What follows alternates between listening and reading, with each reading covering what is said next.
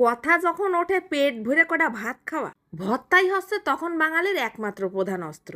আসসালামু আলাইকুম। সে ভর্তা দিয়ে কয়টা ভাত খেয়ে ঘস ঘস করে গ্যাস হোক আর পাদ হোক, দরকার হলেই কাঁচা আদায় লবণ মাখায় খায় চিত হয়ে পড়ে থাকবে, কোনো সমস্যা নেই। পায়খানাতে বেরোয় টেবিল ফ্যান ছেড়ে উল্টো দিক ঘুরে কুজো হয়ে বাতাস খাবে। তারপরেও বাবারে বাবা, বাঙালি ঝাল ঝাল ভর্তা খাওয়া ছাড়বে না। রোজাটা খুলে সেরে আজকে যে কি দিয়ে কয়টা ভাত খাইলাম, আগের থেকে কিন্তু কয়ে দিছি আপনারা গলায় একটা বালতি ঝুলে বসেন। পানি দিয়ে আলু সেদ্ধ করলে আলু ভর্তা কি রাম জানি প্যাচ প্যাচ করে, জিবলের সাথে ঠিক আঠার মতো লাগে না। আলুটা ছুলিয়ে পাতলা পাতলা করে কাটে ধুয়ে স্লাইড হালকা তেলের উপরে কম আছে ভাইজে সিদ্ধ করে নিছি। দেখেন দিন কি ফাইন দ্রুত হয়ে গেছে, কিডা অত সিদ্ধ করে সুলতি যে হাত পুড়াই, খালি খালি সময় নষ্ট।